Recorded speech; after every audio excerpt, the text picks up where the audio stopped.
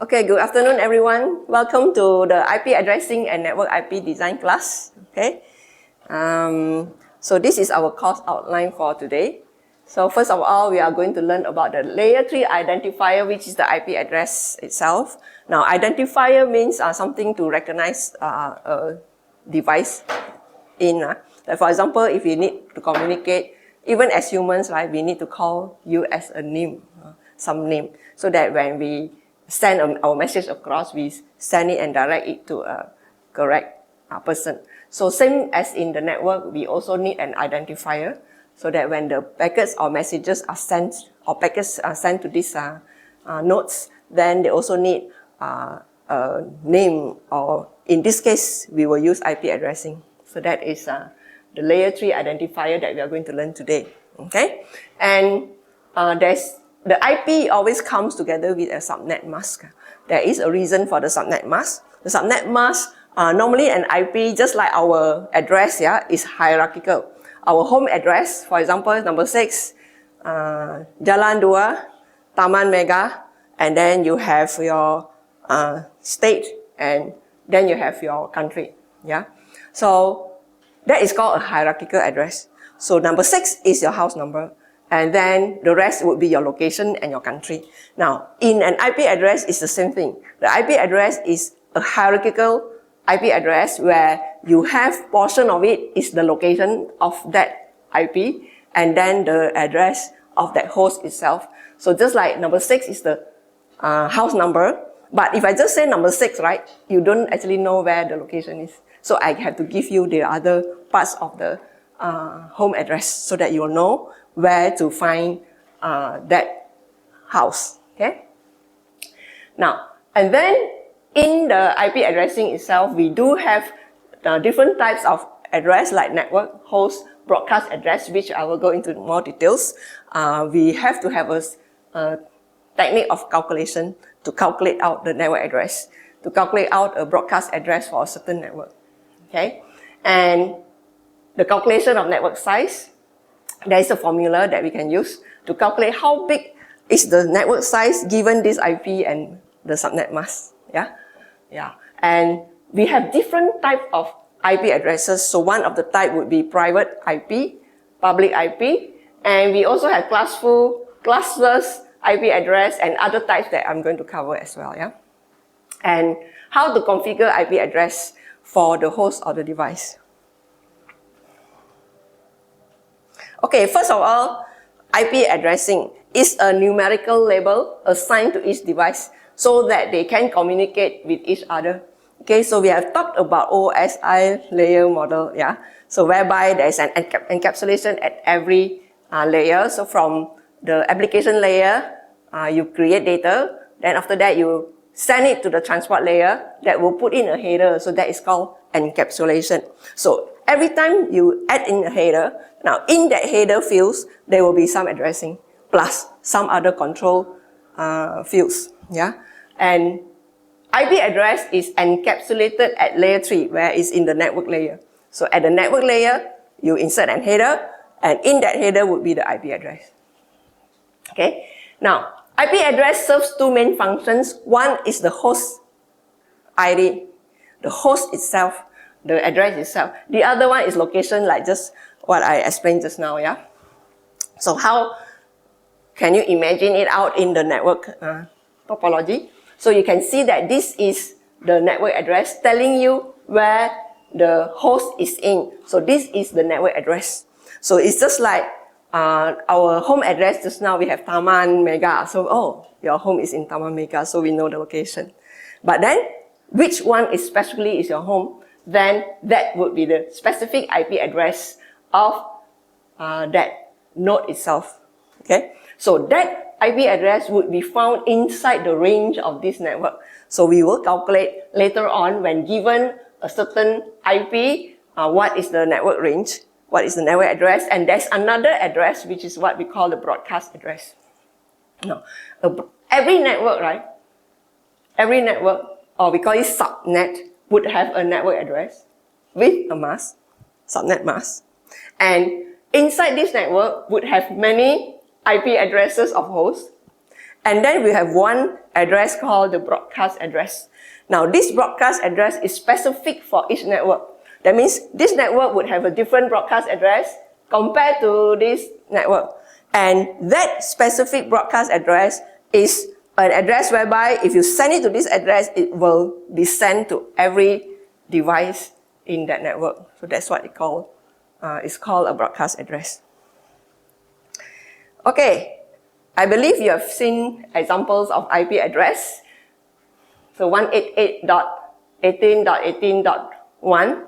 Now we call it dot and not point. Yeah.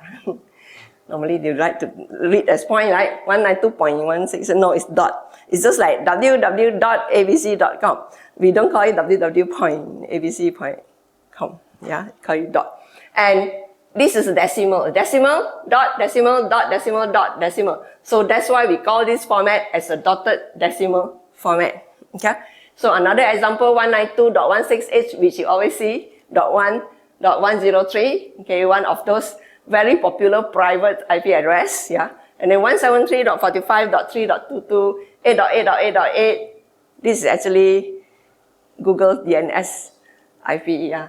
And 10.1.1.100.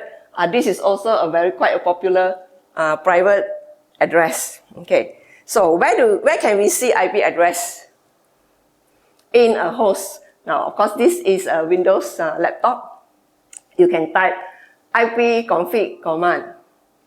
IP configuration. So you type ipconfig and out comes the list of interfaces, because IP is attached to an interface. Yeah. So whichever interface that is active, you should see an IP there. Whichever interface that is active, you should see an IP there. So you can see my Wi-Fi is active. So, and the IP is 192.168.101.24. And IP must always be specified with the subnet mask. If you have an IP only without subnet mask, there's no meaning, right? You cannot figure out what is it. So it must always come with the subnet mask. So therefore, you can see subnet mask like this, 255.255.255.0. And then I do have an Ethernet cable connection, okay, and it's 192.168.127.110, and the subnet mask is 255.255.255.0. Now in Linux, before you go to Linux, if you need to look at more configurations on a certain interface, you can type ipconfig/all. Okay. Now, ipconfig/all would not only give you IP address, but it will give you the MAC address as well. Now, MAC address is also another identifier, but that one is in layer 2, okay, which we will not discuss today. Okay, and yeah. So in Linux, you can type ifconfig, interface configuration, or IPADDR. And how do you know it's an IP address? You look for the dotted decimal format. So inet 10.0.2.15 mask 255.255.255.0. It even calculates for you the broadcast address here for Linux. Yeah. And if you look carefully, there is also a MAC address there. MAC address is 12 hexadecimal, and with this format, so it's under ether 08 colon 00 colon 27 colon 5D colon 77 colon 3B. Okay, so the class prior to this, we discussed MAC address. So then you should be able to recognize the MAC address. Yeah. Now let's go into IP address again. Now IP address actually is specified in binary. It's just that we represent it in decimal. It's because of human, right? We like as a human to read decimal. Yeah. But in our device, it's actually in binary. So every decimal here is represented by an 8-bit binary. So just now we saw 172.16.254.1. So 172 you convert to 8-bit binary. It's 10101110. Now, 0, 0, 16, 0, 0, 1, 0, 0, 0, 0. Now, how do we convert? You can actually use our PC, find calculator. Yeah. Under programmer, now of course, this is Windows calculator, you have standard, oops. It doesn't show out there. How do I,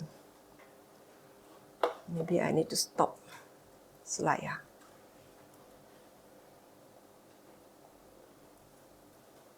End slideshow. And then, yeah.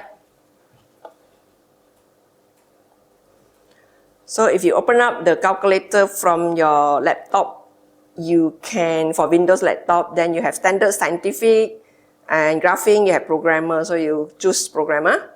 And you just click 172. Now Windows calculator would immediately convert for you in 8 bits binary. Okay, so you just take 10101100, and then you convert each of the decimal by its own separately to 8-bit binary. So therefore 172 is 1010111016, and then 254 is all ones except 0 at the last bit, and 1 is all 0 except 1.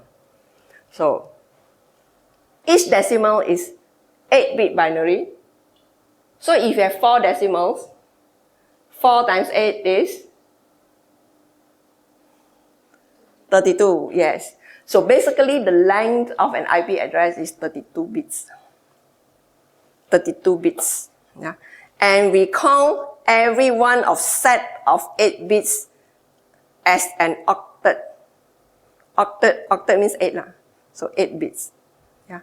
So just now, our so many decimals, we can actually convert each one of it into its binary equivalent or format. Yeah. So maybe each person just take one of the IP and do the conversion. Yeah. So the first one, 188.18.18.1, maybe Yixin, then Mingyi, Zhenghao. Oh, 8 is very easy. All 8. I'll skip that. You have to do the difficult one, 10.1.1.100. Okay.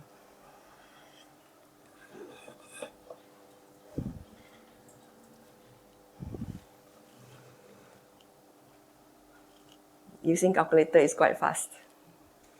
Yeah.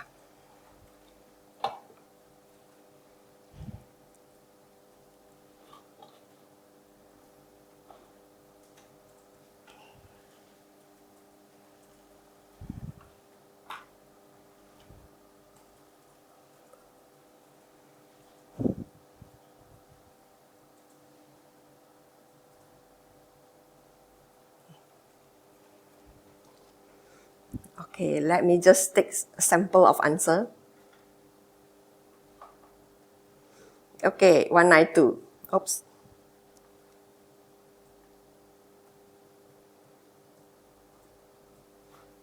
Okay. 192 is 1 1 0 0 0 0 0 0 dot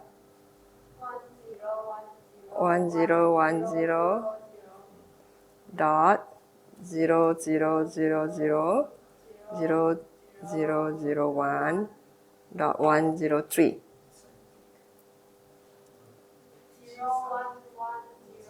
0110. Sorry, and then 0 0 1 1 1. Okay, so that is 192.168.1.103 in binary. Thank you for this answer. So you can see the range of every octet is all 0 to all ones, correct? So therefore in decimal is 0 to 255. So therefore you can have technically 0.0.0.0 IP up to 255.255.255.255. So in a sense, every decimal that you see here, the range would be from 0 to 255. So therefore, if you look at one of these decimal, it cannot be more than 255. Yeah, it's from 0 to 255. It cannot be more than 255. You don't have 256 or 272. Okay? So that is how the binary range is for each of the IP. Okay? Now, just now when we were doing the ifconfig commands, we see that every IP will have to come with a subnet mask. Right? So what is the meaning of this subnet mask? So subnet mask will help us to divide the IP address into two portions. Okay, just now I said that IP address is hierarchical. Hierarchical means you have a section telling you about the location, and the other portion is telling you about the ID of that host. Yeah. So subnet mask is used to do this, to separate it into two portions. So network ID represents the entire network where this host comes from, and then the host ID represents that specific host. Yeah? So subnet mask is used to determine the network ID and host ID. So example, 192.168.1.34, and just now we saw in the ifconfig, the more popular subnet mask is 255.255.255.0. So if you take the IP and then you use the operator logical AND operator A and D operator with the 255 subnet mask, you actually will get the network address. Yeah, but in this case, it's actually written in binary. So you have a binary just now, and then the 255 subnet mask would be actually 1111, 1111, right? And you have three sets of the 8-bit 1111, right? I have no space here, but I'm just drawing it into the next row. So if you take that and you operate it on our address just now, yeah? So our address, let's take it from this slide, 1.34. So 192.168.1.34. So this converted to binary would be 110, 100, and this is 00000001, and 34 would be 001, 00001. 1, 2, 4, 8, 16, 13, 10, sorry. Okay, so that will be 34. And then you operate it with a 255.255 mask, which comes as a binary representation, 8 sets of 1s and 0. So what it actually means is you actually use an AND operator, logical AND operator. Now, logical AND operator works this way. 0 AND with 0, you get 0. This is the symbol for AND operator. 0 AND with 1, you have 0. 1 AND with 0, you get 0. 1 AND with 1, you have 1. So therefore, anything AND with 1, 1 AND with 1, you get 1. 1 AND with 1, you get 1, is a bitwise operator, which means you do it bit by bit. And 0 AND with 1, 0. Okay. 1, 0, 0, 0. And then this is 1 AND with 1, 0, 1, 0, 1, 0, 0, 0. Can you follow? Yeah. And then 0, 0, 0 AND with 1 is all 0. Anything AND with the 0 would be 0. 1 AND 1 is 1. And then 0, 0, 0, 0, 0, 0, 0, 0. So that is what you get. Now, if you analyze, whatever AND with 1, it is back to the original. So 11001000 end with 1, you get back 11001000 dot. Yeah, and then same 168 is 1010, you end with 1, you get back the exact same binary. And for 1 in binary, you end with 1, you get back 1. And anything end with 0 becomes 0. So basically, when you convert this back to decimal, you will get back whatever the 255 are. Whatever all the ones are, you will get back the original decimal. And whatever end with a 0, you get a 0. So from 192.168.1.34, you basically get another address which looks like this. Okay, so this is an IP address, and you activate using the mask. That means you end with the mask, subnet mask. You get what we call a network address. So every IP you see with a mask, you use the AND operator, end it on the IP, you will get its location. So this is a node address, and that is the location. Okay? So how do you then represent it as the network part, the network part and the IP, the host part? Okay, from here, all the one that has the 255 mask, that would become the network part, because later on when you find that you end with the mask, you will get back this in original. So this part is what we call the network ID, and this portion is called the host ID. Okay, now we will see more examples of this. Yeah. Now next slide shows you what are the other subnet masks that you may see. What are the other subnet masks you will see? Now of course most of the time we see the 255.255.255.0. Okay, so that is in dotted decimal notation. However, if you look at the newer iOS, yeah, they also specify it in what we call the CIDR format, or we call it the prefix format. Prefix or CIDR. CIDR stands for classless inter-domain routing. Okay? /24. So what does that mean? Okay, basically you just need to count how many ones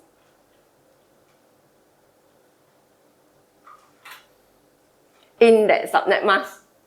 So just now our subnet mask, which we convert to binary, right? So we see is 8. 255 is 8, 1 bit here. The other 255 another 8. Then another 255 another 8. So basically 8 times 3 is 24. So therefore it's /24. Okay, there are also other subnet masks like 255.255.0.0. So if you convert this to binary, it will be 8 bits of 1, 8 bits of 1, add up together, 16. So it's /16. Okay, another example of mask is 255.0.0.0. So that only one decimal 255 you convert to 11111 will be 8 bit of 1, so /8. You will see some other subnet mask as well. Example 255.255.192. Okay, so the first set is 8 of 1s. Next one is 8 of 1s. 192 is 11000000. Okay, so therefore 8 plus 8, 16, plus 2, 18. So /18. Yeah, you may see this mask as well, 255.255.240.0. So basically, if you add up all the ones there, it will be /20.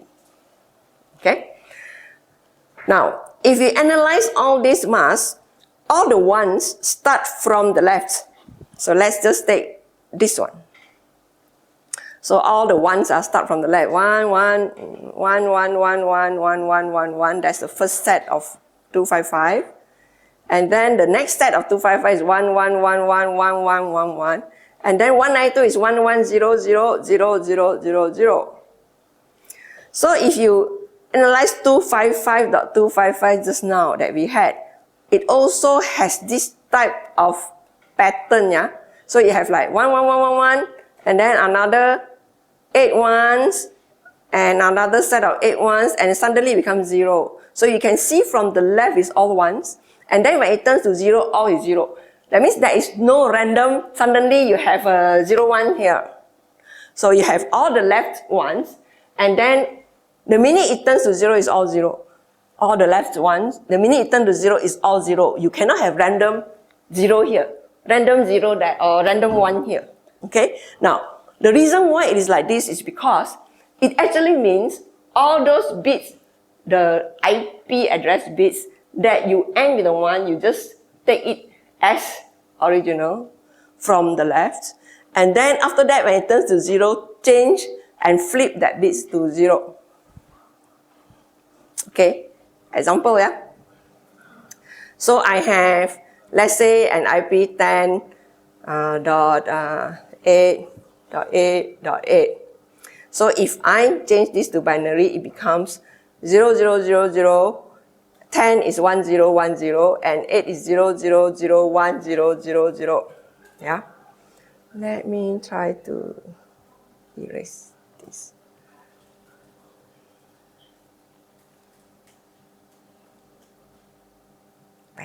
Okay.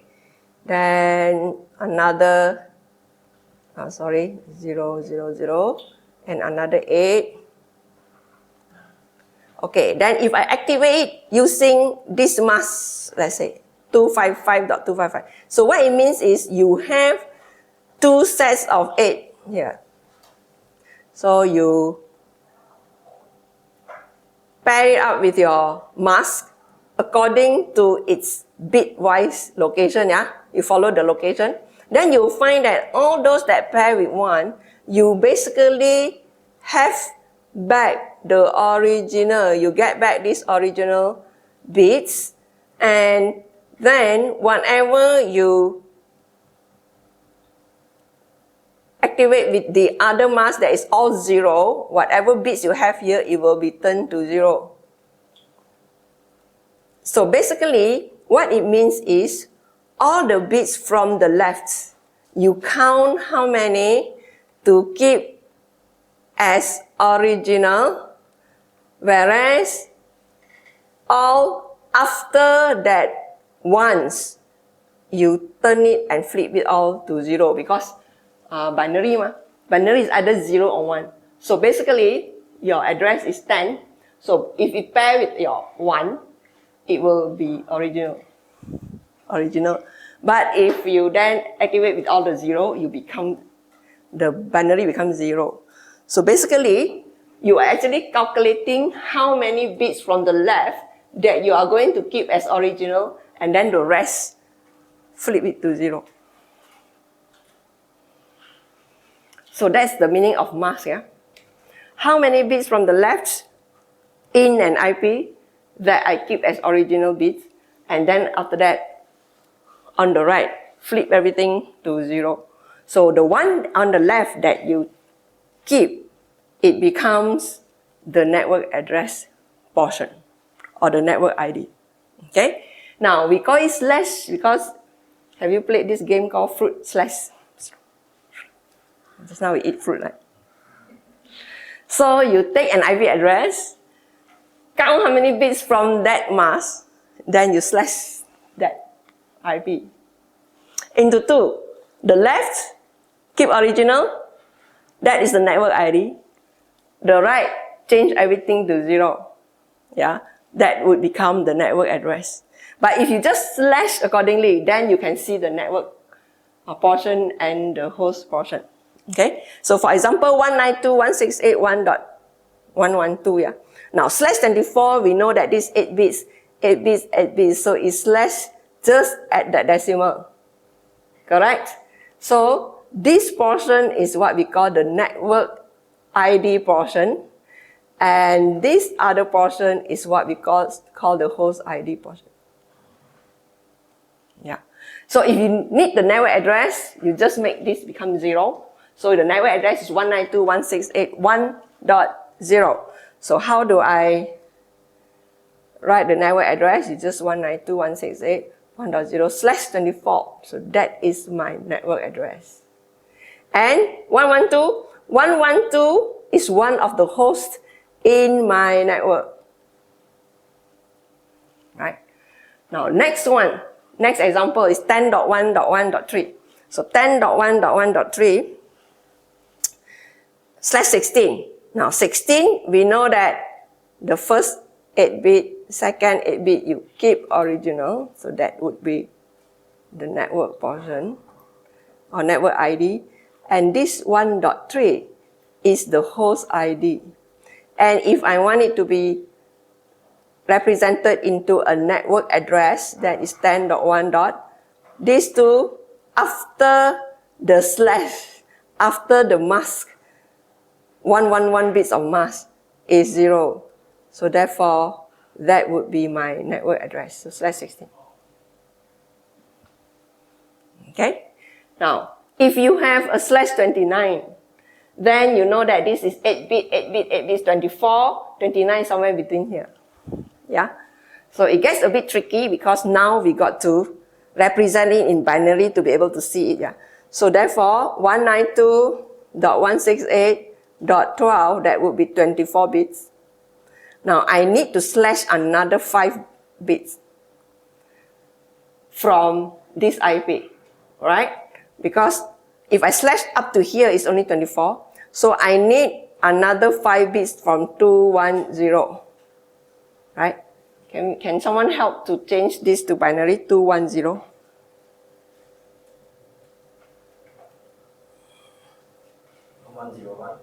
Okay, 1101.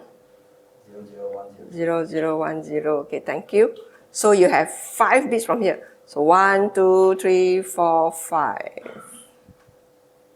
So this portion up to here is the network ID portion or the network part. And then the 3 bits behind here would be the host ID or the host part. So how do I represent it in the network address? Is when all the host parts become 0.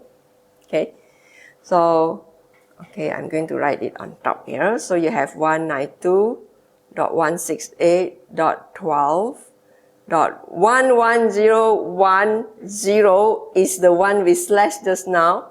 And we said that the network portion or the network part must remain original. You don't change the bits. So therefore, you have the last 3 bits where you can flip to 0, and that would be your network address. So therefore, my network address would be 192 in decimal. We change back to decimal, you get 208. Okay, I missed a bit.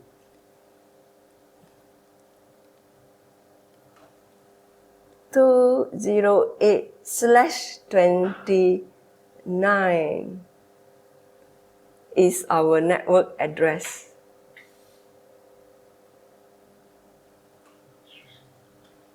Yeah. And 210 is one of the node address inside this network.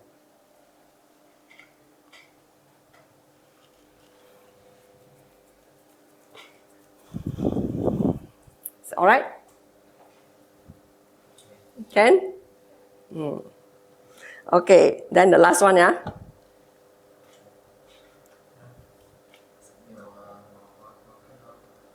So you can slash until 32 or 32 is the maximum. Correct. When you slash 32, that whole thing becomes actually the whole net. Yeah. Slash 32 actually is one host. Correct. So sometimes when you see a /32, that is the address itself for that node. Okay, so it's 202 to the last example is 10.10.10/30. Okay, /30. So basically up to here is 24 again. Okay, so therefore we keep this as original and then break 10 into binary. And you /30 is up to here, right? Because 32 bits is the maximum, right? So up to here is the network portion. And you have only 2 bits for the host ID. So if I change it to network address, it becomes all 0. So it becomes 202.10.10.100.8/30.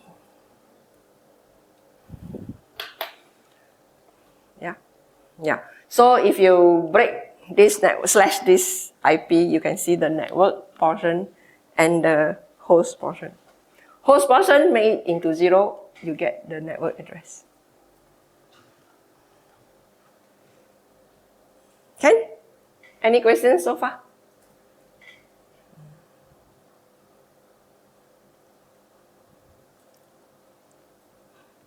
Okay. Now we come to the classes of IP address. Yeah. Now IP addresses divided into 5 classes. You have A, B, C, D, E. Okay. So which IP address belongs to which class? It is specified by the first few bits. Yeah. So let's just look at the next slide first. So how do I classify an address into class A when your binary first bit is 0? It's quite easy, straightforward. If your binary first bit is 0, it's class A. How do I classify into class B? Binary 2 bits, first bit is 1, 0. So that's a class B address. How do we classify into class C address? It is first 3 binary is 1, 1, 0. Class D, 1, 1, 1, 0, first 4. Class E, 1, 1, 1, 1. Okay, so let's go back to here. So class A, B, and C is the one we use in the network. Yeah, for unicast communication. Okay, now class D is reserved for multicast address. Multicast address. Yeah, and then class E is for experimental, so we don't use it actually.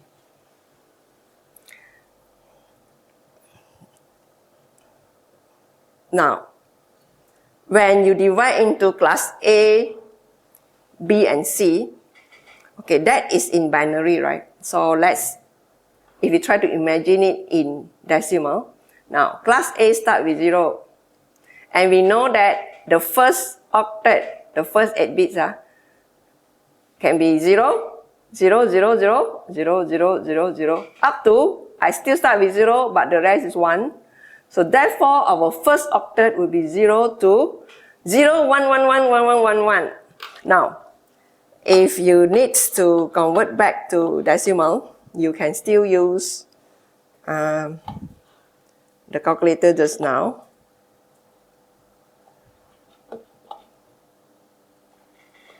Okay, and then you click to binary and you change it to, just now was, what was the question just now? Yeah, 0, 1, 1, 1, 1, okay. So 0, 1, 1, 1, 1, 1, 1, 1. Okay, so 0, 1, 1, 1, 1, 1, 1, 1 in decimal is 127, right? Okay, so therefore, this is actually 127, not 126. Error here. So therefore, our class A would be from 0, but there's no 0 address lah. Okay, so they put it as 1 up to 127. It is not 126.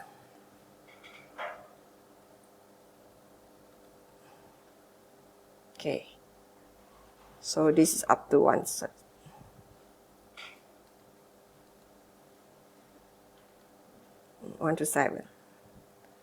Okay. Now, class B starts from, just now if you look at the slide, it has to be 1, 0, start from 1, 0, the first 2 bit.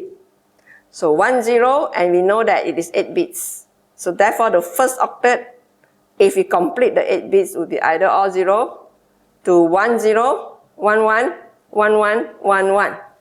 So using back the calculator, you would get the range is 128 to 191. Yeah. And then the last one would be 110. So complete back, complete into 8 bits, and complete this into 8 bits, you will get 1922223, right? So therefore, if you look at this address, all these addresses, you can classify them according to their classes. So by looking at the first octet. Now, if you like to convert this to binary, then you can use the binary representation and then classify according to the first bit or the first 2 bits or the first 3 bits. But then if you like it to be in decimal, then you know the range of the first octet. So 188 would be class B. 192, C. 173, B. 8, A. 10, easy, yeah? Okay. Now, every class, this is what we call a classful address. That means you can classify the address into a certain class.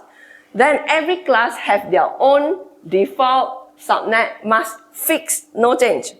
So if you have class A, your default subnet mask is 255.0.0.0, that means /8.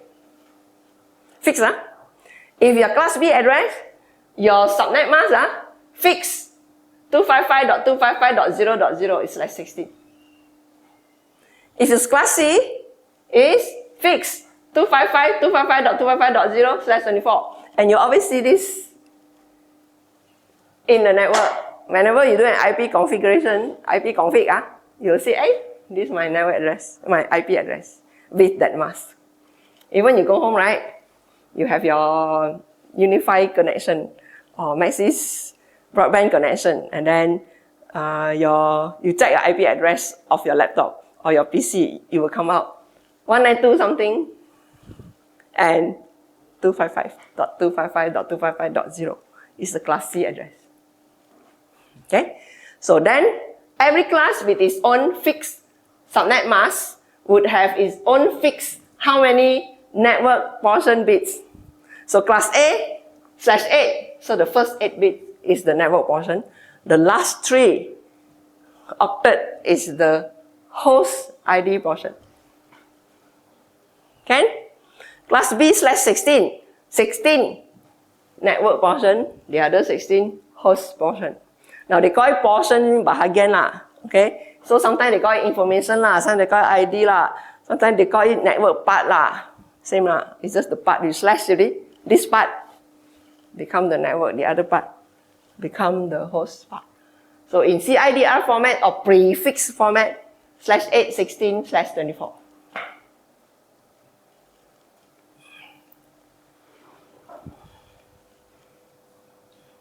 Okay? To steal your student for a while. Okay, can.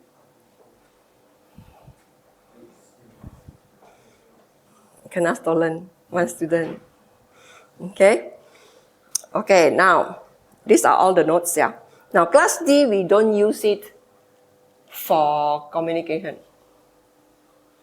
We don't use it for unicast communication. That means for putting configuring IP address on the node, because class D is for multicast communication. Yeah. So you have seen multicast address like 244, 224 dot something and 239 dot something. That is multicast. So what is the meanings of multicast? Yeah. Now unicast is one host sending to another host. We call it 1-to-1. From one host sending to another is 1-to-1. 1-to-all is broadcast. One host sending to everyone. Now, multicast is 1 to several. Now, you see multicast address being used in routing protocols like OSPF, which is next level already. Yeah. So the multicast address is in class D. So a multicast address will start with 1110, the first 4 bits. So therefore, if you convert to the range, you will see it's from 224.0 to 239.255.255.255. Now, E is not used for us. This is for experimental purposes. Okay, so therefore, just to summarize, class A/8. So the first octet network, 3 octet. After that is the host part. Class B/16. So the first 2 octet network portion, last 2 octet host portion. Class C, first 3, because it's /24, is the network portion, and the last 1 octet is the host portion. Okay. Now, all this network has its size.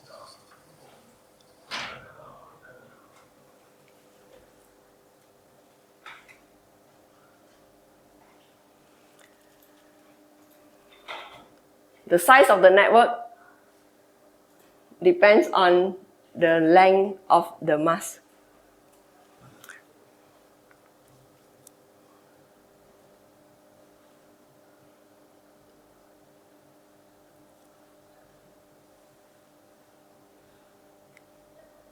Okay, let's start with our class C.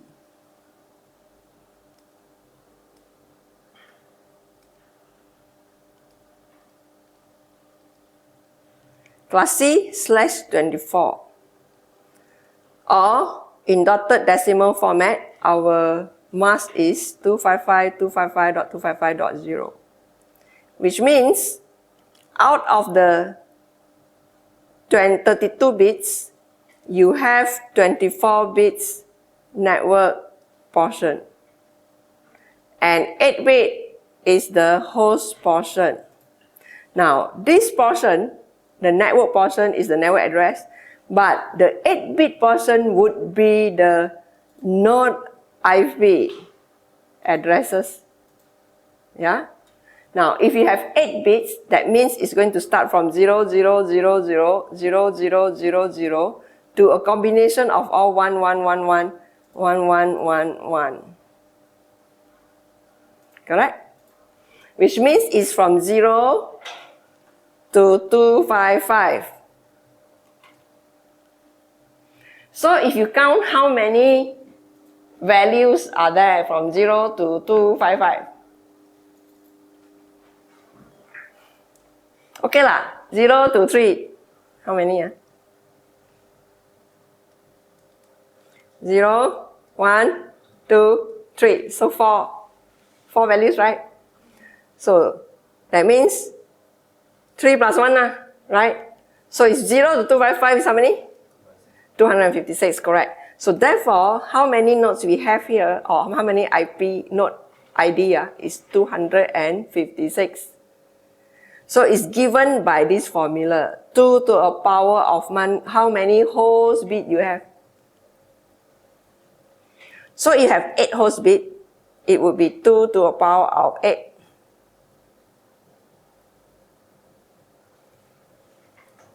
Yeah.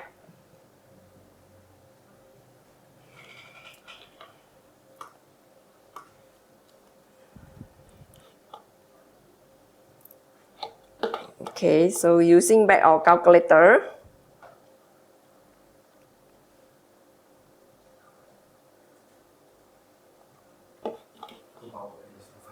Yeah, correct. So that's how we get the size. So go to scientific, 2 power x power y, 8 equals 256. Okay, so guess what is the network size for class B?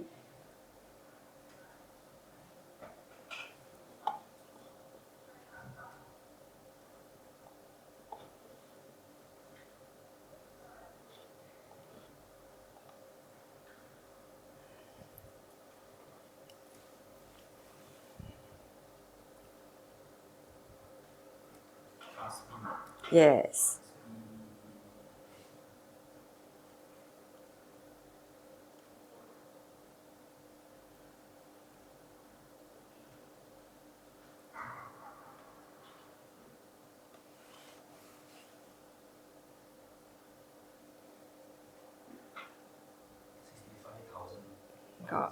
Correct.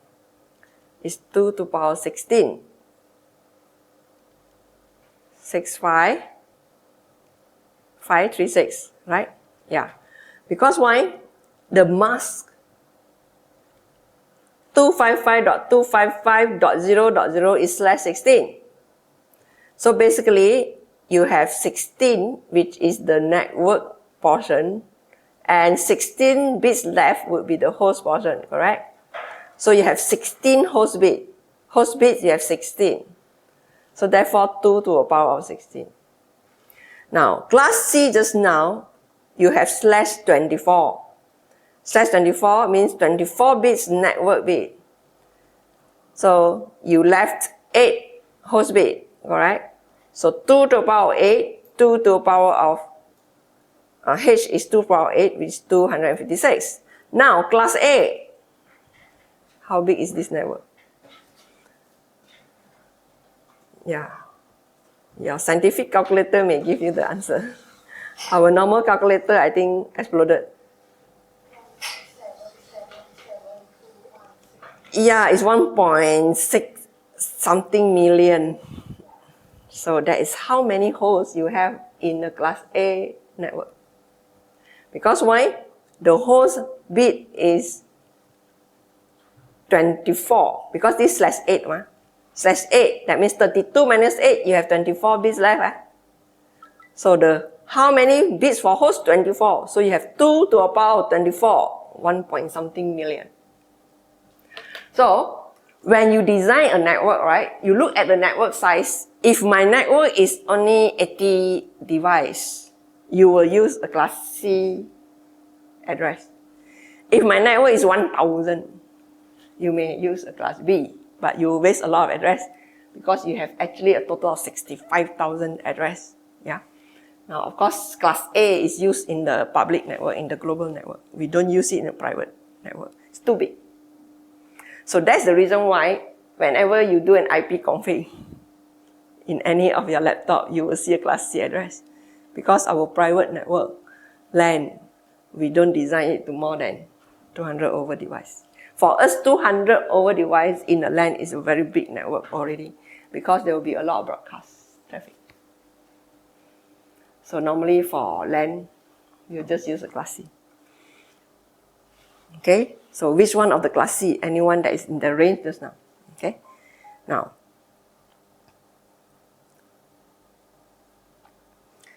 the problem of class full address is like just now we did was our class A is like how many million? Or class B is like 65,000. What if my network is only 1,000?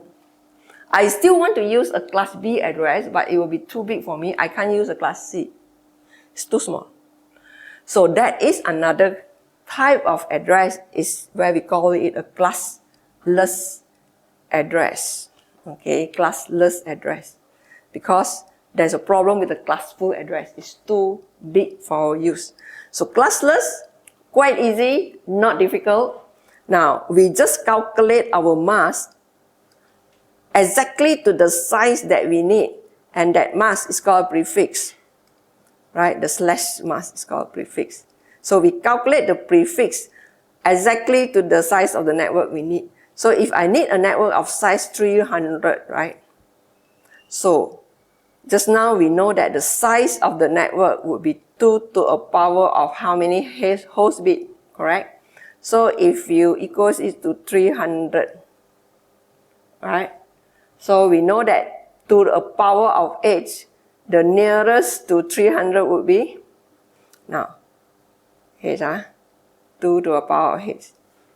1, 2 to the power of 1 is 2, 2 to the power of 2 is 4, 2 to the power of 3, 8, 16, 32, keep on times 2, 64, 128, 256, 512. So that is the nearest, largest 2 to a power of which means it's 512 network.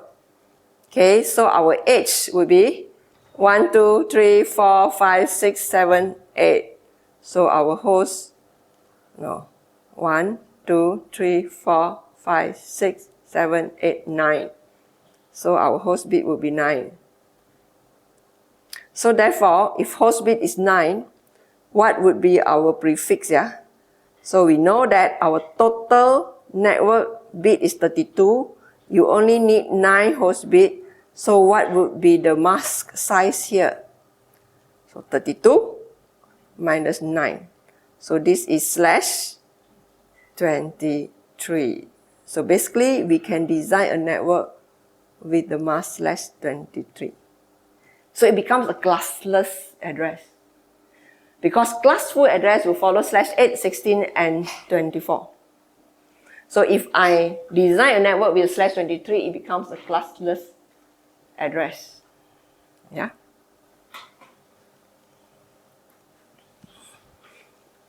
Okay, do we need a break?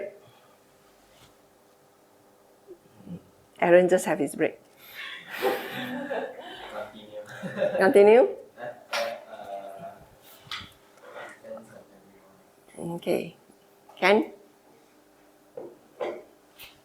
Okay. Now, just now we say we want to design using IP address. And I know that, okay, our size of the network is normally class C. So, then which address do I choose? Which one? So many. So, there is what we call a private and public IP address range. Yeah. So, private IP is where we use it in our private organization. Public IP is where you can see from the internet. The public IP address are those IP that we use in the internet. Okay? So how do we define these two? Okay, the private IP is something that you cannot route that IP out to the internet. It cannot be seen in the outside world. You keep it private. That's why it's called private. And then the public IP is where we use it to route across the global internet. So there is a range for private IP and there's a range for public IP. Okay? So the range for private IP is this.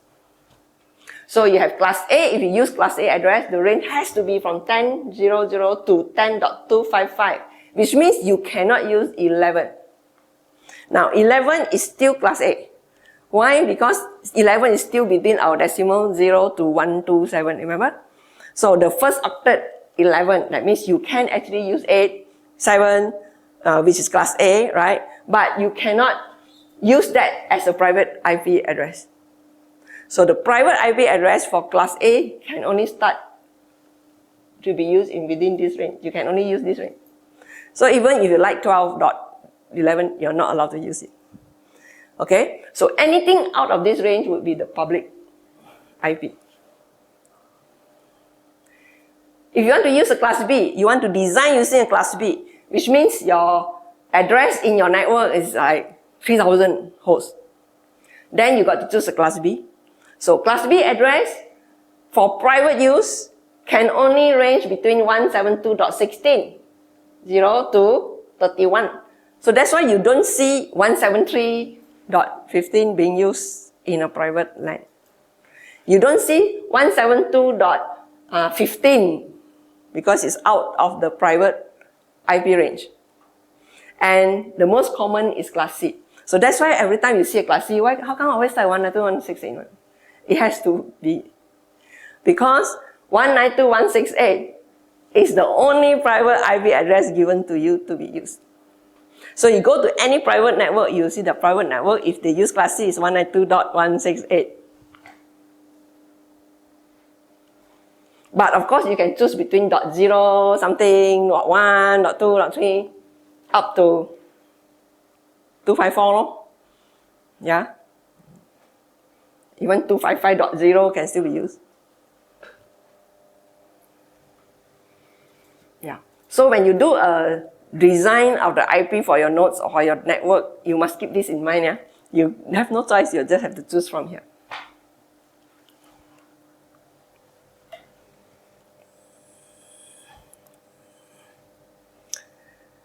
Okay, now let's go a bit on network design.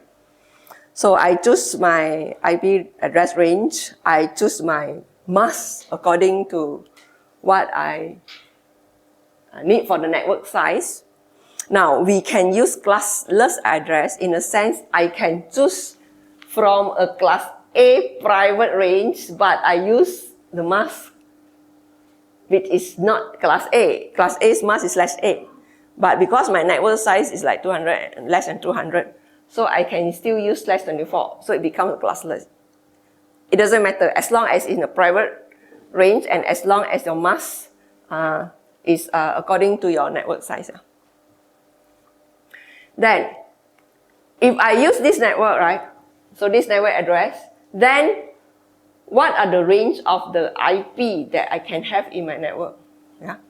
So how do we calculate that?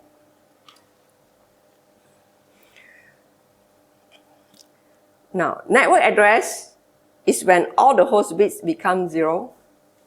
Broadcast address is when all the host bits is 1. Okay? And then anything in between these two is the IP address that we can use to design for the host. Okay, example, yeah? Example. So I have this 192.16.10.1. Now, this is actually not a private IP. It's just an example. It's not a private IP range. Remember, our private IP range is 192.168. This is not actually. But we are just using it as an example. So 192.16.0.1, if I /24, it means that the first 3 would be the network part and the last decimal is the host part. If I change the decimals all to 0, that would be the network address. And if I change all this host bit to 0, now host bit, when we talk about host bit, is actually binary. Yeah? So this binary is 0, 0, 0, 0, 0, 0, 0, 1. If I change it all to 1, it becomes all ones. So therefore, my range would be 0.255. So therefore, we have 192.16.0.255. So this would be the broadcast address. We call it the last address in the network. So now, given any IP with a mask, I can calculate the network address and I can calculate the last address, which is the broadcast address. The network address is the first address. The broadcast address is the last address. Anything in between is my host IP address, which means .1 to .2, .3, .254 is all those IP that I can use to design for my devices in the network. Okay, now back to this, my network size is depending on my mask, right? So if my mask is /24, which means 24 network bits and 8 host bits. So 2 to the power of 8 is 256. So I have 256 address. And the first address is the network address. The last 255th, that means it's 256, right? Would be the broadcast address. Then in between would be 254 addresses that I can use to design for my host. Okay? Yeah. So my host I can put as .1, .2, .3, .4, .200, .251, .253 until .254. Then 255 cannot be used for a host because that 255.255 is specially for broadcast to everyone. It's for everyone. Belongs to no one, but it's for everyone. Network address is also for everyone. Belongs to no one, but it's for everyone. You cannot take a network address and configure as a host. Cannot. It doesn't work that way. So that network address is like a taman. Your taman mega, yeah, it's your address, but it's not belonging to you. Right? It's not your address, house address. So there are 2 addresses in the network that you cannot use to design for the host. So that's why if you calculate how many possible hosts in the network, you take the full network size minus 2.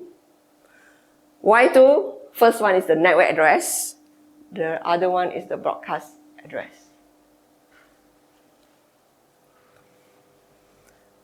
So now if you do any IP config in any of our device and you see the mask and you see the IP, you can actually calculate the network address and the broadcast address. And you can actually know the range of the IP for all the other nodes.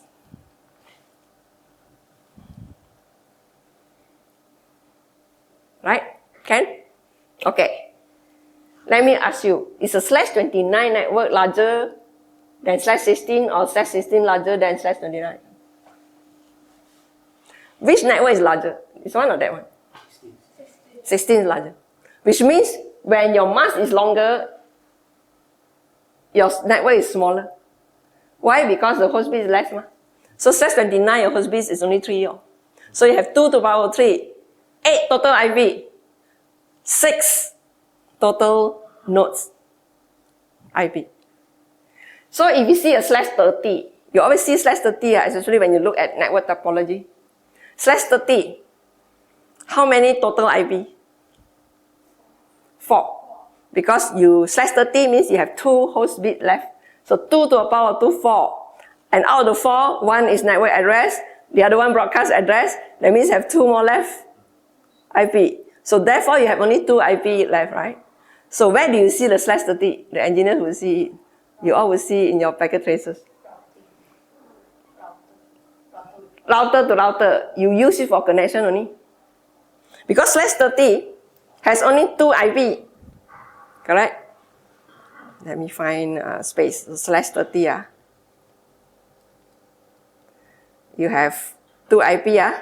That means if you design it inside a network, you only have 2 IP to be used, So normally you see the /30 would be the connection, router to router connection. And why you use /30? Because you don't want to waste any more IPs. You just need a /30 address. So that's why when you see in the network topology, you see /30 is a connection, /30 is a connection, /30 another connection, 2 IP only. Normally it's router to router. So if you design a network, right, you can use a /30 for connections router to router. You don't have to choose a /24 because the smallest class C is /24, but we can actually use classless. So you choose a /30. Okay.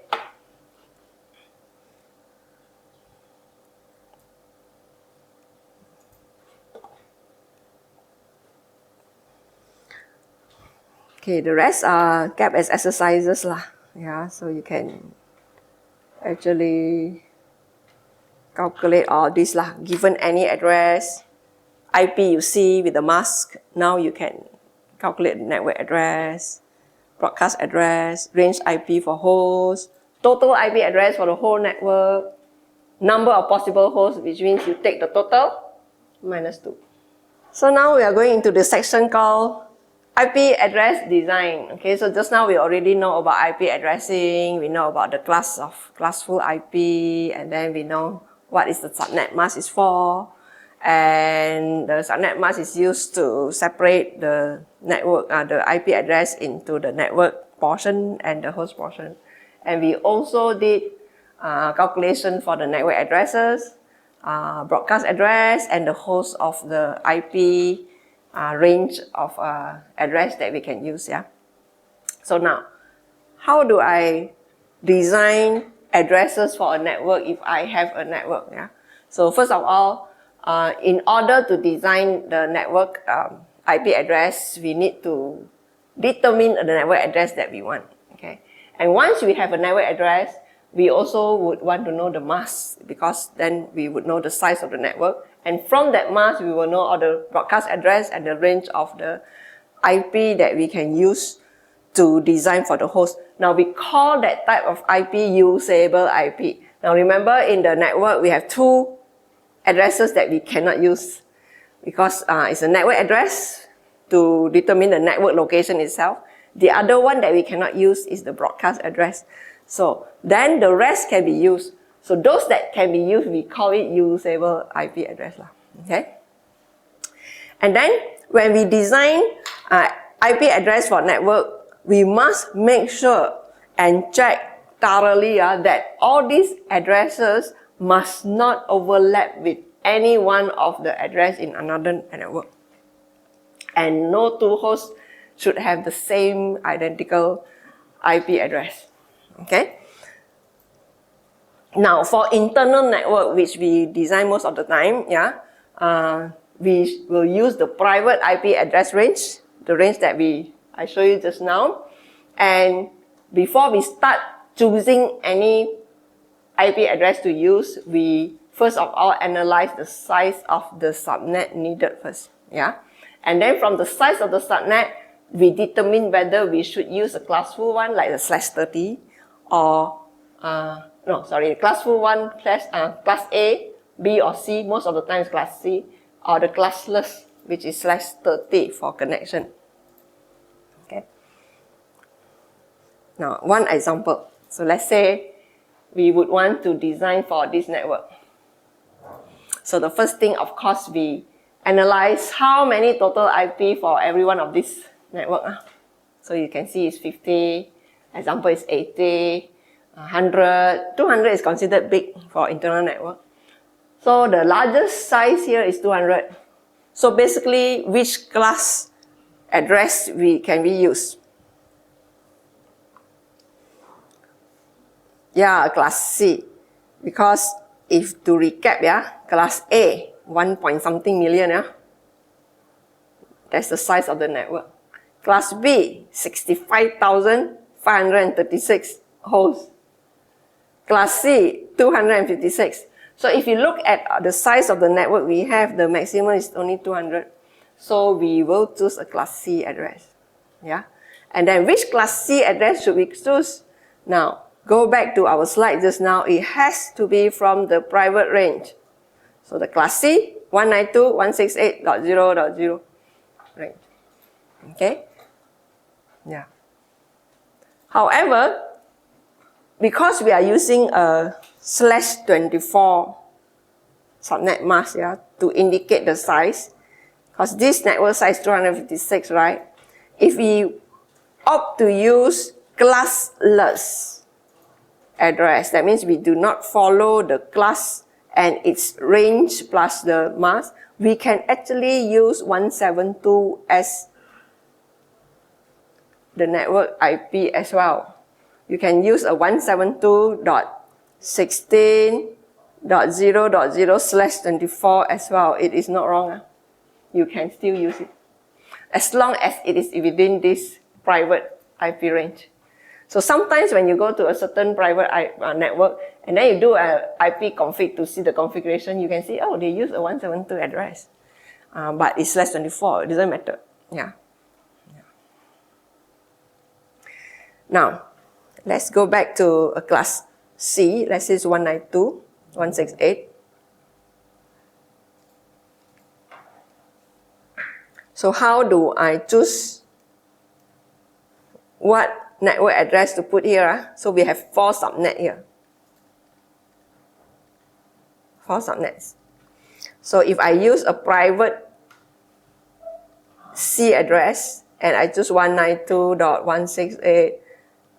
It starts from 0.0.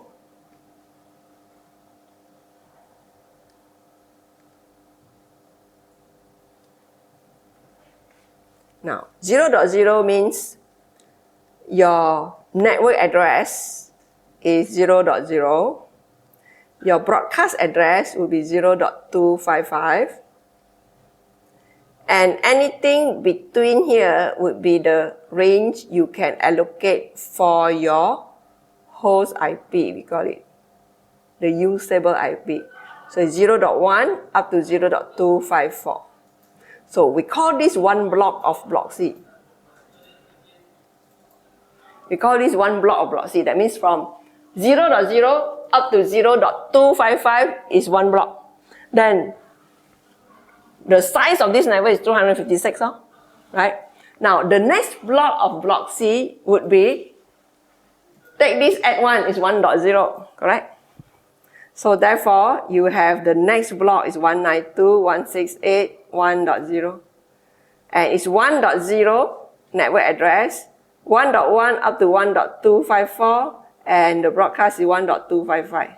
So the next third block will be 192.168.2.0, then 3.0, 4.0, and so on, right? So now you see you have 4 subnet here. You can actually choose any from all these blocks. They would not overlap. They won't overlap. So if I choose 0.0 for this subnet, 2.0 for this subnet, 4.0 for this subnet, 6.0 from this subnet, and you analyze the IP that you are going to allocate to all these nodes, right? They will not overlap because they are in their own block. Can you see? Okay, so let's say if I choose 2.0 for this guy, so you know that the IP will be 2.1 inside here, would be, okay, let me choose 2.0 lah, /24. So therefore the range would be 2.1 up to 2.254, right? And I choose 192.168.4.0 block for this guy. So I know that the IP will be 4.1 to 4.254. And you know that any of this IP here would not overlap with any of this IP here. So that is okay, right? So basically, if you choose block by block, it is all right. It would not overlap. So if I say this 1.0, 3.0, so then you can already design IP addresses for your subnet. Okay. Then within this range is where you choose which one to put for your laptop lah, your PC lah, switches lah, and router. Okay. So that depends on your own design. That depends on your own design. You can choose your own design. Now, normally for ease of management, right, we will set like, for example, we know that for this block is 1.1 up to 1.254. You can set apart 1.1 to 1.10 is where I will use it for my routers and switches. You can do it that way. Or 1.200 to 100 to 1.200. That would be for my laptop and PC or my other nodes. Yeah. And then .201 up to .254, that would be for my servers. It's up to us to design. Okay. Now, for ease of maintenance, people normally choose the first IP address, .1, or the last IP for the router interface. It's just ease of maintenance choice. It's not like you have to always use the first IP, no. Or you have to always use the last IP for router, no. It's just that it's easier.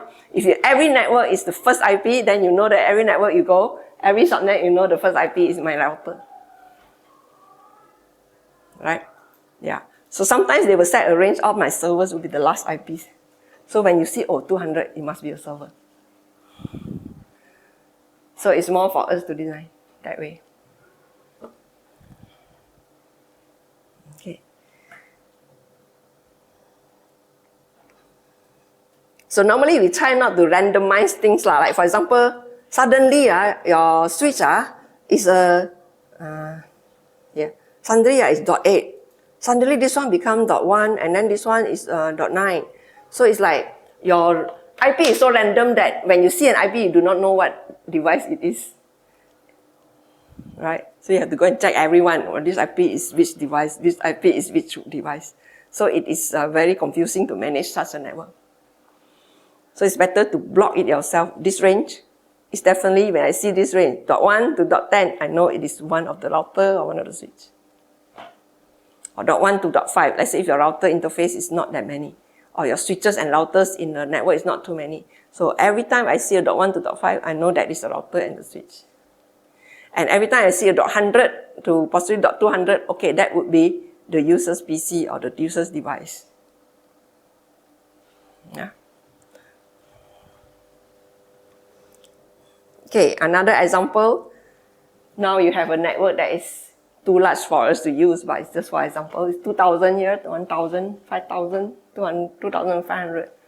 So which network address would you want to choose?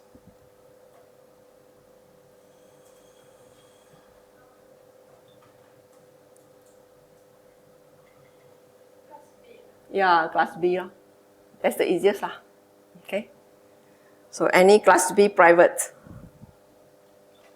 So basically class B use /16. So any private range. So now you got to look at blocks of /16. So you got to be careful in the sense that the first two is the same, but the last two decimal is different. So let's say if I choose from any private range, let's say I like 172.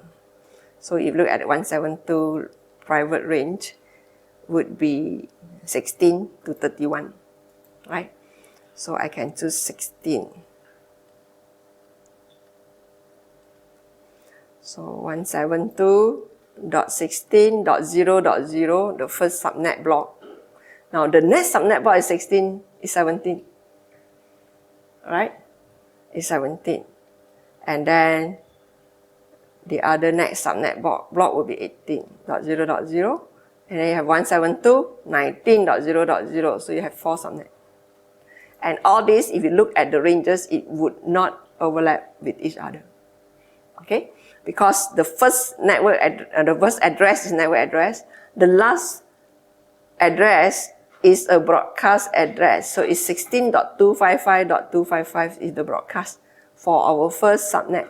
Second subnet is 17.255.255. Third one, 18. So we know that the range in between will not overlap with each other. Yeah? So you can choose that way.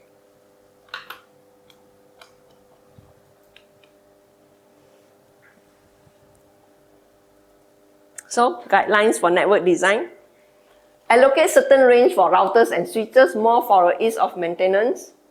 And then allocate another range for servers and important critical network support devices. Like your firewalls, network admin PCs, you give them a certain range. And the other rest of the range, you put it for user. Yeah.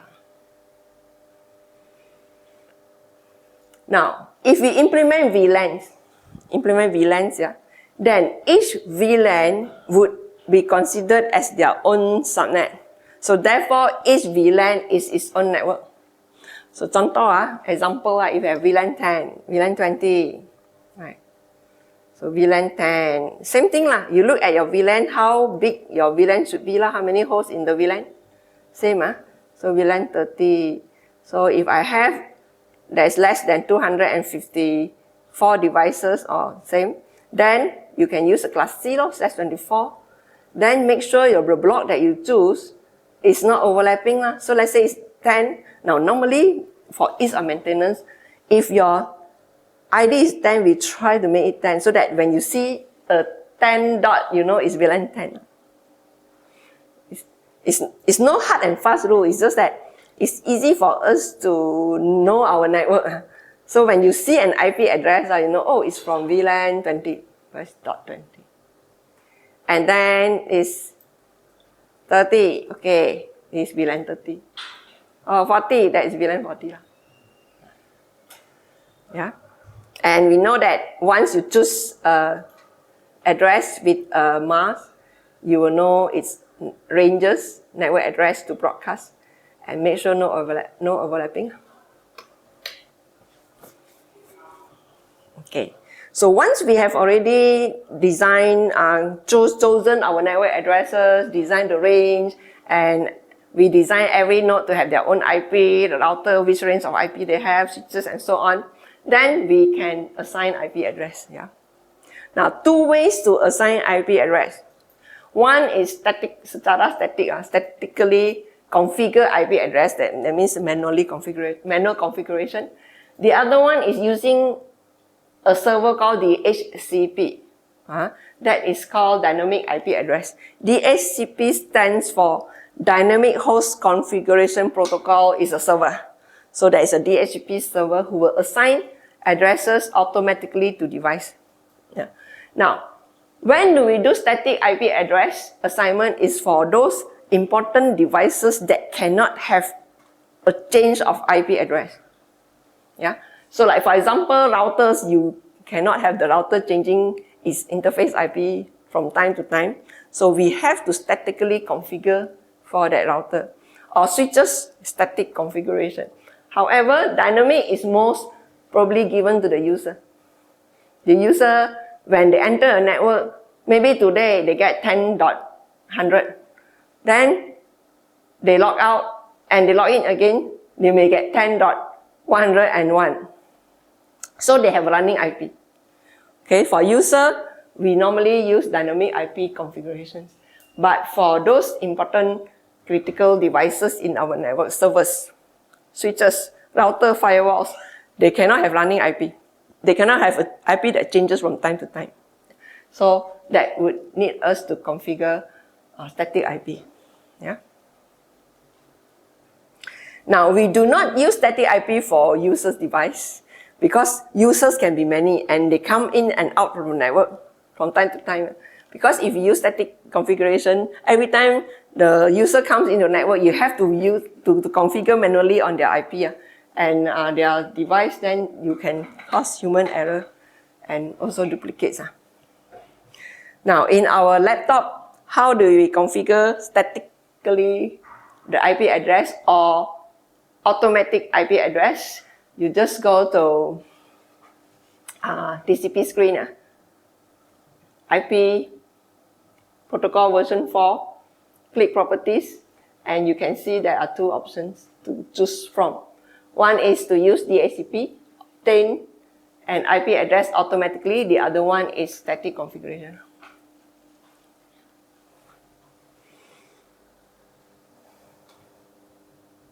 I believe you have done this before, so it's not strange to you. Okay, types of IP addresses. So the first one we already know, network and broadcast. Now there's another special address which is 127.0.0.1. Now that is called loopback address. Now 127.0.1 is me, my device. Every device have this IP. Okay, now you can actually ping your own IP. Yeah? Can go to command prompt. Now, if I type IP config, that means I know the IP that is being set by the network for me. So I have a Wi-Fi that giving me IP 192.168.101.24. Now, this IP is what is being set by the network and is given to us. So that is also a host IP that I have. However, there's another IP that every host would have, that is 127.0.0.1. So if you ping, you are pinging yourself. And it should work, because your laptop is functioning. So actually, 127.0.0.1, you're pinging yourself. And they call it loopback. Now, why is it called loopback? It has something to do with your TCP IP protocol stack.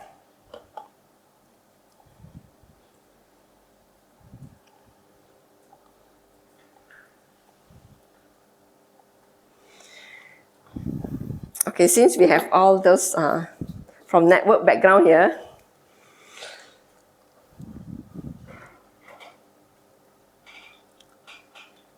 this is what happens in transmission, okay?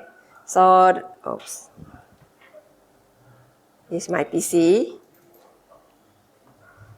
And each time we would want to send data out of the network, our device will actually go through the protocol stack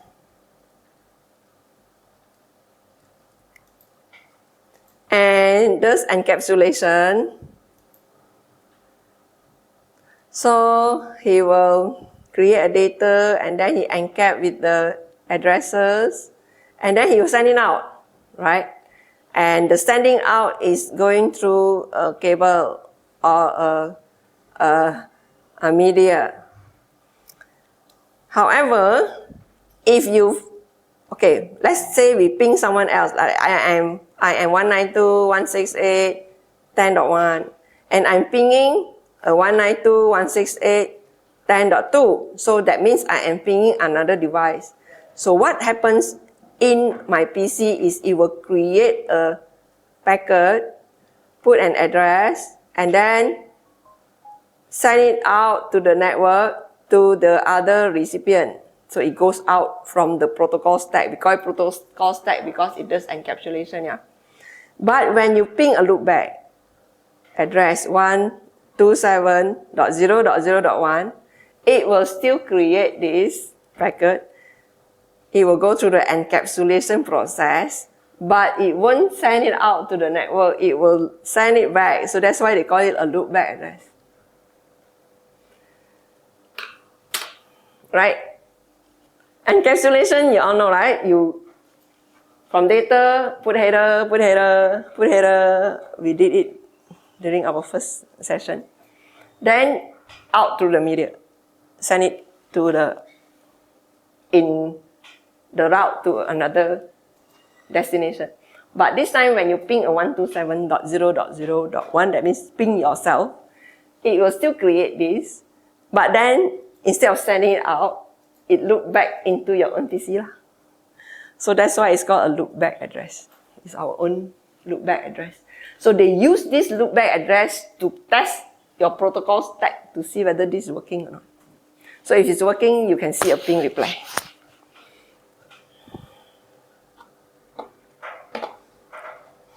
Okay. The other address is what we call a link local address. A link local address, yeah. Now, if you try out in our lab, you have your laptop, then you go and connect with our EDS 4008.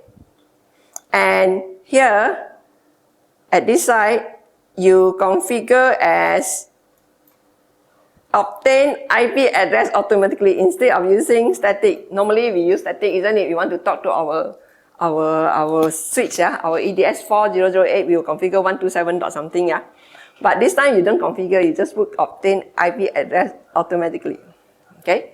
Then Windows would actually detect that you connect to a device, and then he find that there is no DHCP server because you actually configure it to obtain from DHCP, but there's none. However, the connection is there with this guy, right? So what Windows will do is, he will assign you an IP address from this range, 169.254 range to 255. And this is called a link local address. Okay? You can try it. I tried it before there. So I connect my laptop to our switch, and I refuse to configure statically IP address, and I just select automatically configure IP address. Then Windows detect, the connection is on, but you don't have IP, and there's no DHCP server, so I give you a link local address. But of course, it doesn't work because your link local. Now we know that now since we know about network address and its range of nodes IP address, if your IP address is not in the same network and there's no router, you just have a direct connection, they won't talk to each other. So that's why when you are connecting to a EDS 4008 with 192.168.127.253, you need to then configure your own laptop with in the same network range, the IP from the same network range. Yeah, but you can see this happening where Windows will assign you the link local IP, which doesn't work, okay? Because that is how it's meant to be. The DHCP client in the Windows will self-configure itself. Then there is another special IP address, which is testnet. If let's say you create a training network for training, you can actually use this IP address. You can set 192.0.2 range just for the training network. But normally we'll just use 192.168. experimental address is 240 onwards, which we can use for experiment. Okay, just on this note,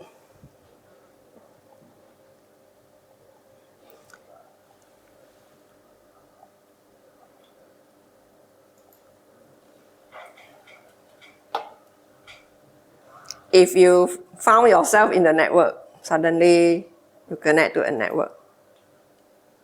Yeah. And you want to talk to another device in the network.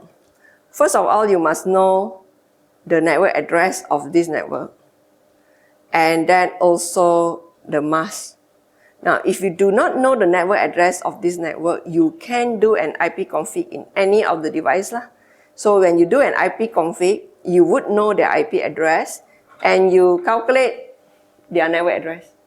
Right? So for example, if you do an IP config and it says 172.16.21.100 is my IP and my subnet mask is /24. So from this information, you can calculate your network address 16.21.0. So you know that this guy's network is this, right? And then we also know that you can also calculate its broadcast. So 172.16.21.255 is the broadcast. True? True? Because why? It's /24. So if I take the /24 and act it upon this IP, this is a host IP, yeah? And we know that /24 is the first 3 decimal. And how do I get network address? Is when I turn the host bit into 0. That is network address. And how do I get broadcast address? I turn the last bit all to 1. So 1255. So therefore, I am able to calculate their network address and broadcast address. And from there, I would know we are working backwards, the host IP range, which is 21.1 up to 21.254. And this guy is .100, right?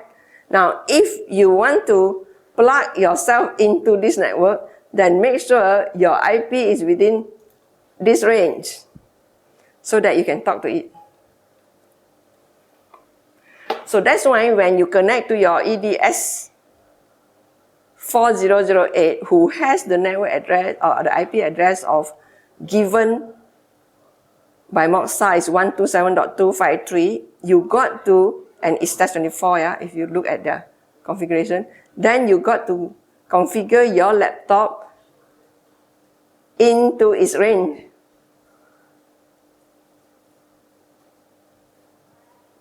Right? Yeah. So then you know that your laptop can be 127.1 up to 127.254, but avoid 253 because MOSA uses 253 for switches and 254 for router. So basically, these two addresses, we don't use it to configure for our laptop. So that's how it is. For DORBOD, it's the same. So when you read your DORBOD IP, then you read, yeah, I know you missed the first part. So then you read the subnet mask. Then that's how you have to configure your laptop in that range to talk to your DORBOD.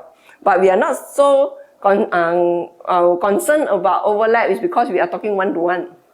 So the only overlapping IP is with that device IP itself.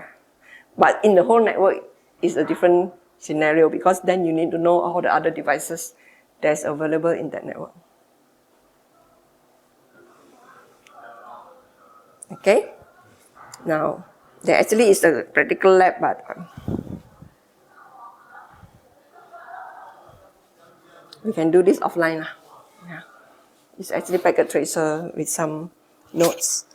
Then you can just choose the IP address, network address that you need, and then configure the IP addresses into the nodes, the router and switches. Then we do a ping test. Okay, so for the summary for today, so we have learned IP address as a unique identifier, the use of subnet mask to indicate network ID and host ID, And how do we calculate and determine network address, host address, broadcast address in the network? We also see the range of private IP that we can use for our network design. Okay, the rest not in that range, don't use it, yeah.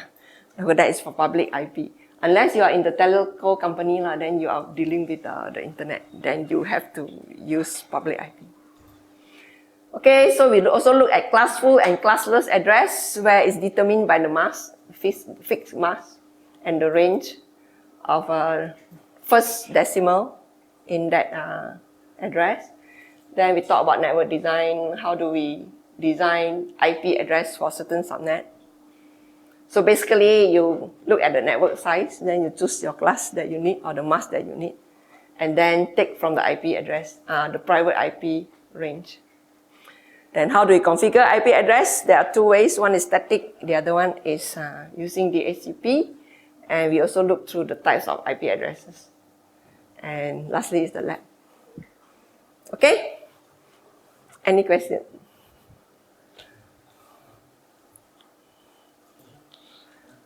Yes. Class D is reserved for multicast. Sorry? Why class D? Is reserved for multicast. Yeah, it's just a standard that they use it they just decide to specify a range for multicast. Yeah. Can I build a class B network inside the class A network? Yes, can. So for that purpose, we call it subnetting. So you have a class A network, then after that you decide to make the smaller subnet of our class A. Then there's another topic we can discuss, it's called subnetting. So basically that is my next class with you all. It's called subnetting, and the other one is called VLSM. So from a big network, we then design smaller subnets from that big network. Just like what you say, you have a class A network which is very big. Then from the class A, I want to design class B, class B, class B, class B from that big class A network. So we call that exercise subnetting. From big network, we make into smaller subnet. So that is a technique to design the network address and find the address range for each of the subnet. Okay, it's called subnetting.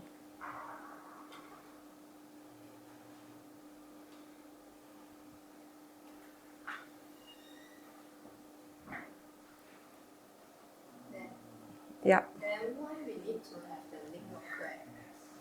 Why do we have to have a link local address? Just because that we have an IP? Otherwise, the IP would be none, 0.0.0. Yeah, so Windows actually have a DHCP client that will just allocate the link local address to its interface. So they want to avoid something. No, so that you have an IP. Yeah. Must have an IP. Yeah.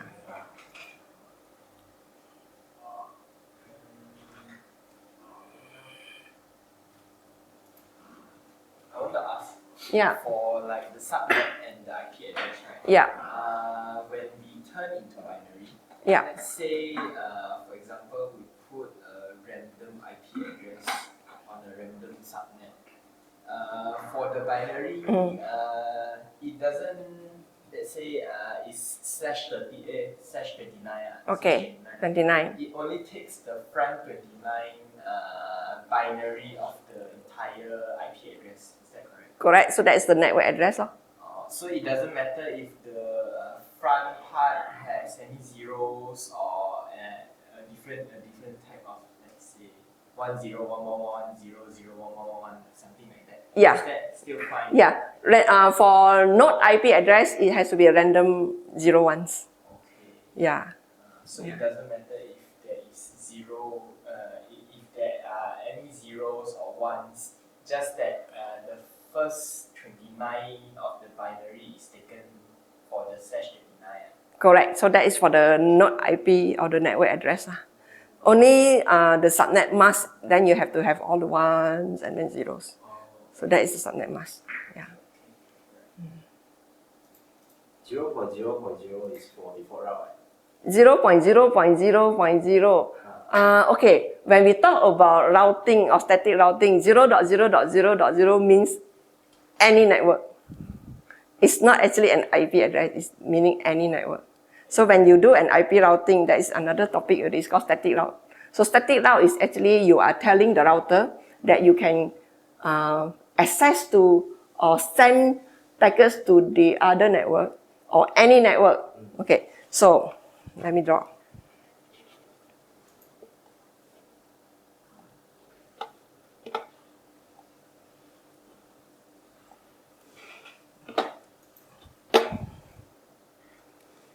Okay, this is your router lah.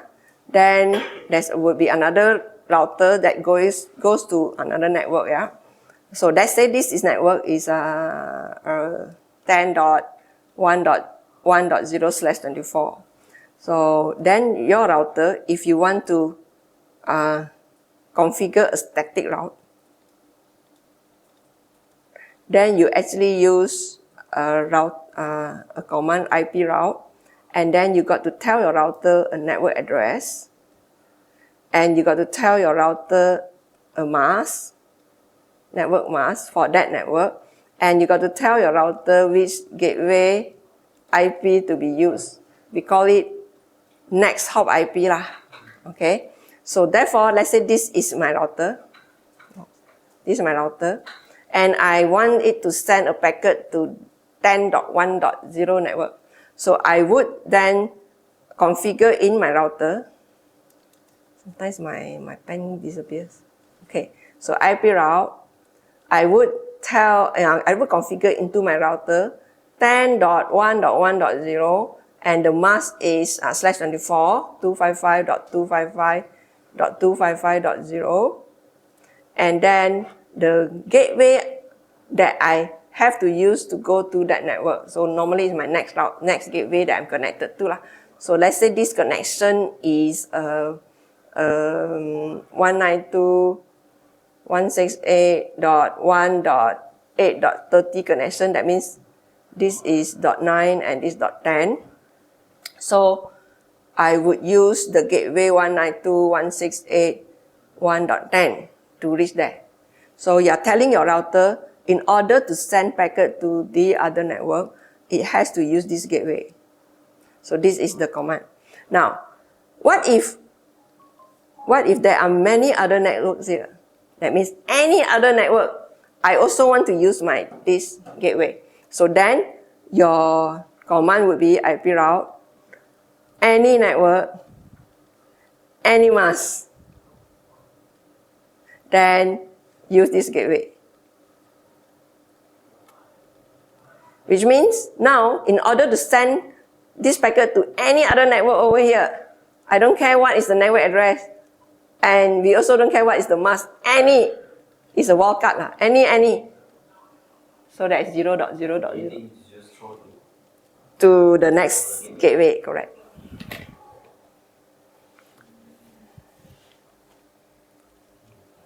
So a gateway, when you receive something he want, just drop it.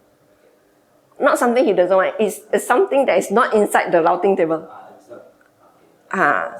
So let's say when let's say laptop send the packet to the router. Okay. It doesn't know which one, and then It will drop. based on the Routing table, correct. So let's say your routing table don't have this route. You only have this 10.1.1/24 network. Then your PC is sending to 10.1.1.100. The router will take this and then he will start to calculate, hey, this IP is in this network, right? This IP is found in this network. It's the range of this network, right?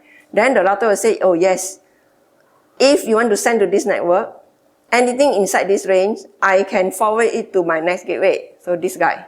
But let's say now the PC is sending to another IP. And that IP, let's say, is 192.168.2.200. Now, the router will take this IP and then he will check against the routing table entry he has. And then he say, hey, this IP is not found in this range.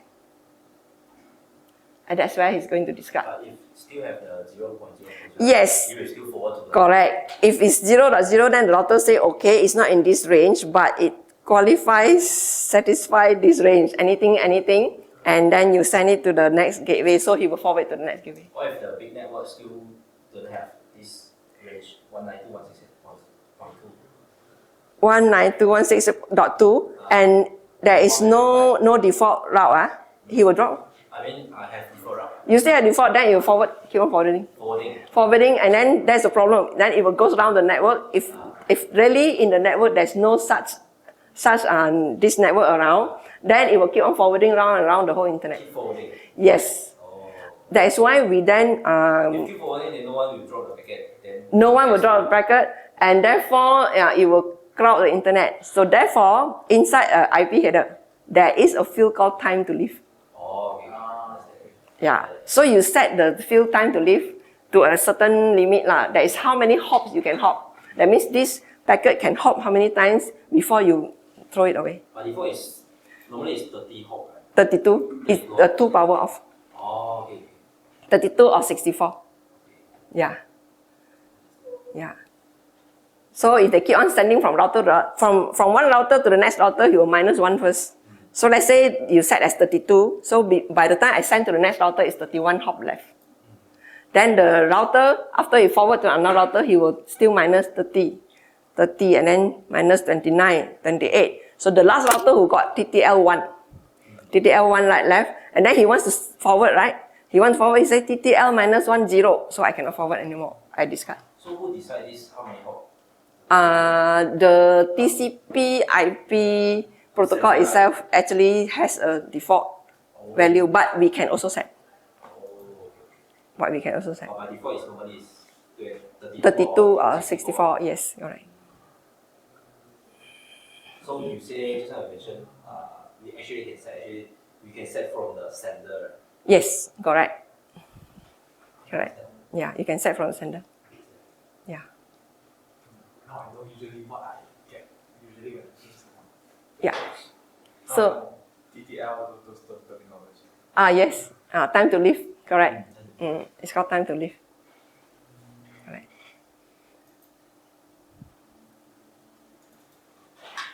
Okay, good. Any more questions?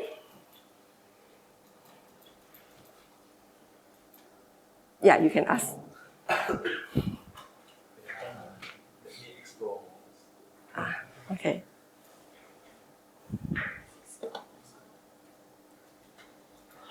Yeah, just now we talked about ping. We can actually look into that. Okay, ping. Let me see. IP config first. Okay, so there's a router. So I'm going to ping around my router 101.1. So this is the ping. Yeah. 64 milliseconds. TTL 64. Yeah, time to live 64. So they set it at 64. And I ping a router, that means it just go to the router, haven't moved on. Yeah. Okay, so it hasn't moved on, so it's TTL still 64. And then it sends a 32 bytes data to that router, and that router replies back to me is yes, I got your packet, and I send it back to you, and the time to travel from you to there and back is 8 milliseconds. So the first time is 8, 1, 2, 3. So it's quite stable one. Okay. So you can only maximum hop 64. Yes, in this case. And my one is You can change.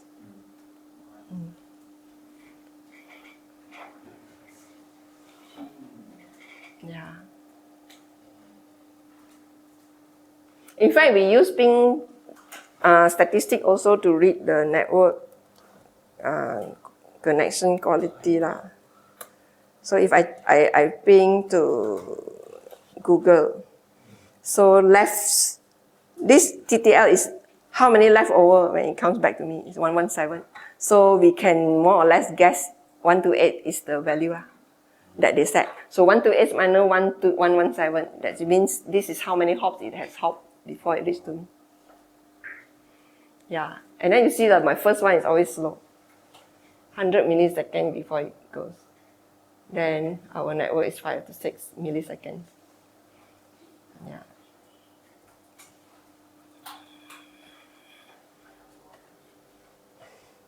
So that is one, the DESTI.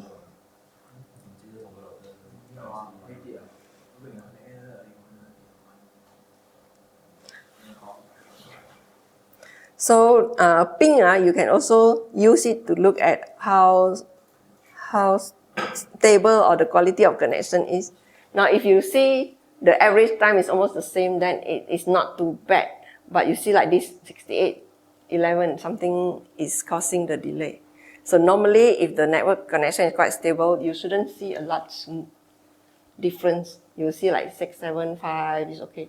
But suddenly we have 68, there's something happening here. Yeah. And if our firewall allow it, we can also trace route. If our firewall allow, can allow, or trace in trace route is trace. Normally ISP will hide their IP for security reasons. Yeah, if that's why it depends on the firewall. Yeah, but if it's allowed, you can actually see what are the router IP that we had hopped. Yeah. Yeah. So let's see whether our ISP allow us to see the next IP.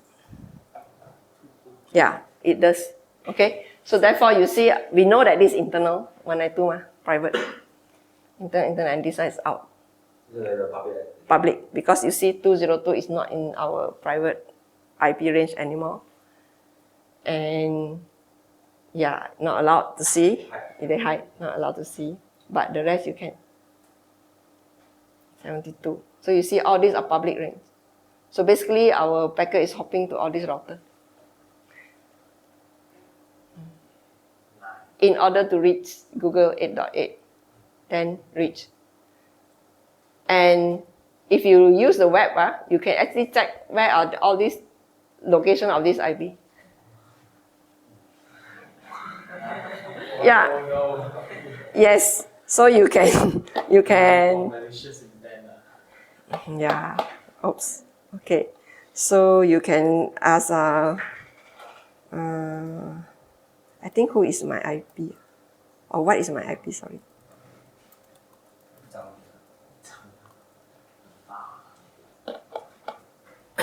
Yeah.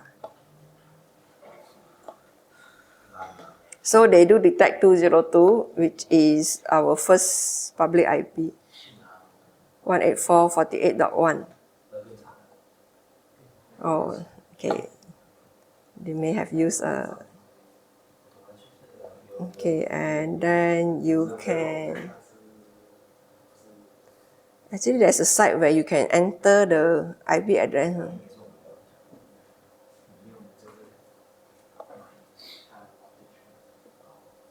Okay, let me... So you want to know where this is, you can actually ask them.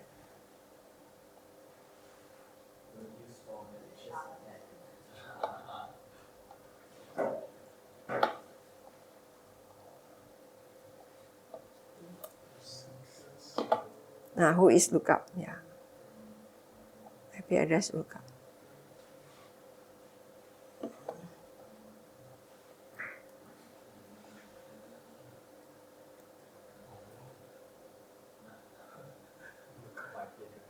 Yeah. We go find your house. Yeah. It's still in KL. Okay, so we can find, yeah, maybe further away. 142.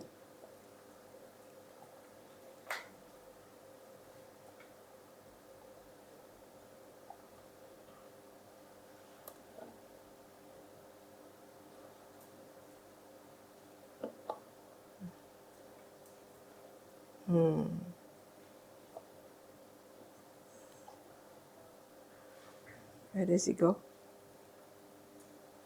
Public IP. No mention, so it's not there.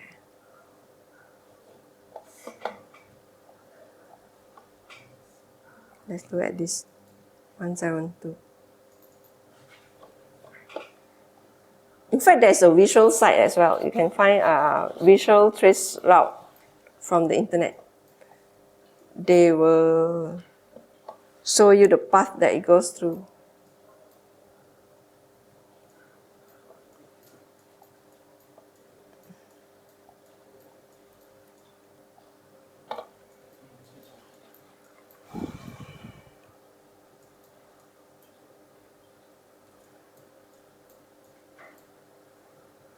Yeah. Yeah, it's in Mountain View, already in California. Yeah. There's another visual trace route. I hope the website is still there. But it's tracing from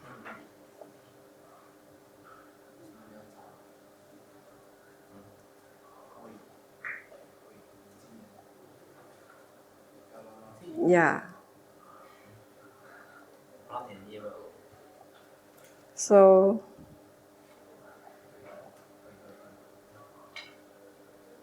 I changed I close Wi-Fi.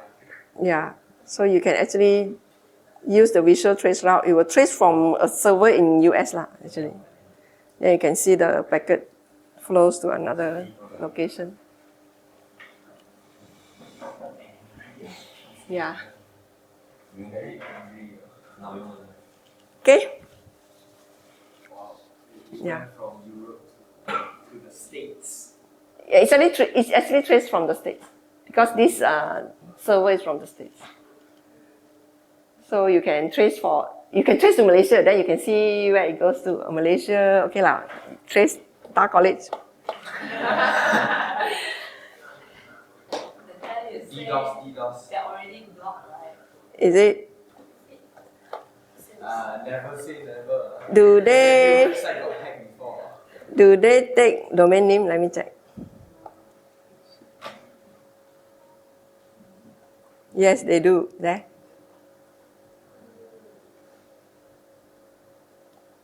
Maybe you can try www.mmu.edu. MMU. MMU website got lazy. There. Friends. What did it go to Malaysia? Did it go to Malaysia? Where did it go?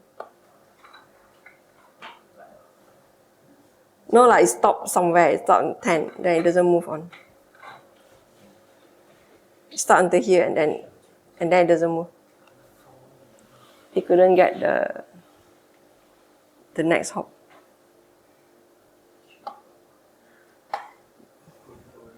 Yeah. Maybe try star. Tak mai. Oh, tak ada.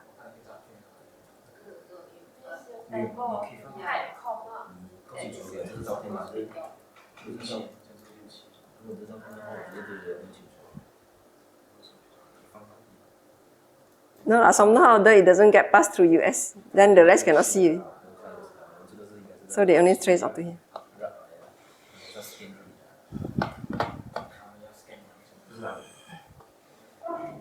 Okay. So I think that's all for today. Thank you for attending.